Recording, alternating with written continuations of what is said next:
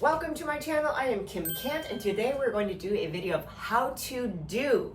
In this video, we are going to learn how to do a rond de jambe. And the things that we're going to go over are 1, the definition, 2, the mechanics, and 3, some things to think about while you're doing this. Let's get into it. So what the heck is a rond de jambe? Well, according to this book, it is a round of the leg that is a circular movement of the leg. Rond de jambe are used at the bar and in the center and are done on the floor or in the air. That's when we do that little half circle. So let's go into the mechanics of it. Welcome to my kitchen floor. So here are the mechanics of our rond de jambe. Ta-da! So we're gonna do a half circle. I don't have shoes, but that's okay. We're just gonna do it with socks. So our half circle is going to, get out of here. It's going to be as followed. So we're going to go into our tendu front, tendu devant position here. And we are now, there's our little line, midline of our body, by the way.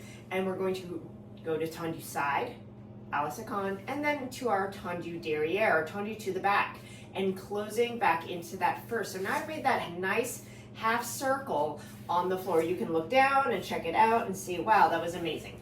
Our reversal. So this is en dehors. Some people like to call it out the door. And en dedans is just the reversal. So we go from our tendu derrière to our à la seconde, to our devant, to our front, and then back into our first. Some people like to call this out the door. This makes no sense to me. So I think about it this way. En dehors is our front to our back, so it's like clockwise, right? So we go from 12 until 6, and then our en dedans, the reversal, would be counterclockwise. So 6 all the way back to 12. Whichever one works for you. It's, whatever. It's fine. Do what you need to do. Let's talk about the mechanics of this. So it's composed of things that we already know. We know first position and we know tendu. Tendu front, side, and back. And so we're just actually going to mesh those together. So I'm going to show from our first at different angles here. So again, from the front, I'm going to cross into the midline of my body here. Okay, this makes sure that I'm in this pathway. If I go out to my toes, then I'm kind of like out here and it's a little bit too open. This is just my preference. I find it's easier if people just think, okay, down the midline of my body. So we know first, and we know tendu. And if you don't know tendu, you should check out one of my other videos where I break it down for you. But here's our tendu to the front. Now, maintaining my turnout, continuously turning out. I'm going to bring that all the way to my à la seconde. Mine is different than yours, and everyone else has different à la secondes. Please use yours that is good for you. Now from here, instead of just flipping my foot over so I can go to the back, see how this does not create a seamless transition. Here we go. Whoop.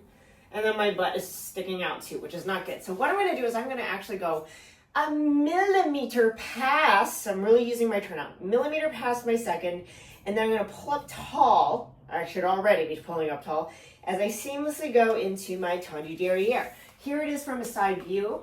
We have our tendu devant pulling up really tall.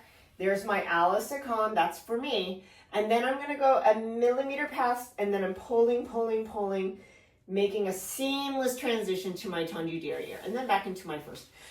Please make sure that you guys are going through your first position. I see this a lot where we start really turned out with one leg, standing leg, and then as we go through our first, we kind of forget, and so we end up in this like, how does that make sense?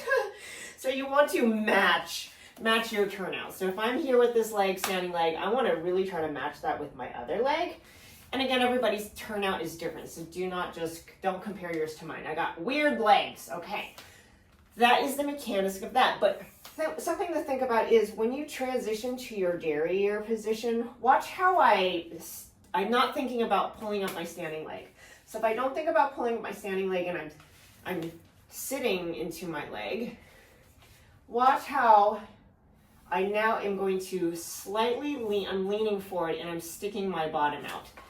Big no-no. We don't want to do that, okay? So again, in my last video, I talked about how our hip flexor here in the front, we don't want it in this angled position, right? We want it more flat. And the way that we get it more flat is we're going to engage those turnout muscles. Again, I'm not doing like this. That's too much.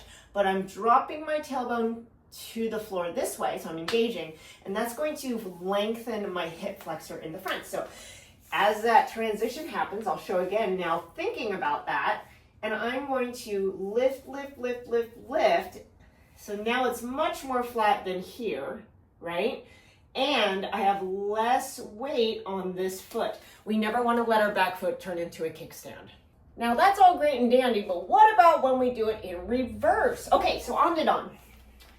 Same principles, right? So I'm gonna go into that tendu derriere, pulling up really tall. So I'm not just thinking this way with my hips, you guys, I'm thinking at this angled upward position, okay? Because if I just think here, then I like tuck, okay? So I'm thinking up this way, so I'm really tall on this leg. So tendu derriere, and as I bring it to my side, again, I want to try to seamlessly make that transition. So actually, as I'm in my derriere position, I'm already thinking really turned out, so that by the time I get to Alaskan, I don't have to remind myself, oh yeah, I need to turn out.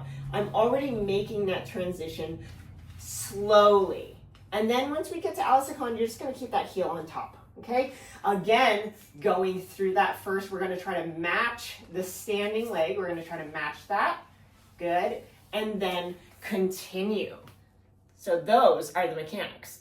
So a couple things to think about, you guys. When we're using the bar, we want to make sure we're not using it as in it's doing the work for us. We never want to be death gripping the bar like we're at an amusement park ride and on this crazy roller coaster. We want to hold it, but remember that it's only a helper. It's only helping us remind us and help us be in the correct positions. You want to be using your legs and muscles and torso and everything as if it's not there, right? Of course you're holding it, but working the muscles as if it's not there, because guess what, guys, when we get to center, it is not there, okay? So really concentrate on not just the working leg. A lot of people get it a little bit twisted where it's just, oh, working leg, but they're both working. The standing leg is actually a little bit more important sometimes. I like to think it's like the trunk of a tree, right? If you have this tiny little trunk, it's like wee in the wind, it's not helpful. So really work on the foundation of how you're standing. So hopefully that was helpful you guys. Give me a thumbs up or give me a thumbs down. Either way, it really helps out my channel, and it is a free way that you can support me. If you have any suggestions, comments, or concerns, just let me know down in the comments, and I will try and get back to you as soon as possible. But thank you so much, and I hope you enjoyed, and I hope I will see you next time. Bye.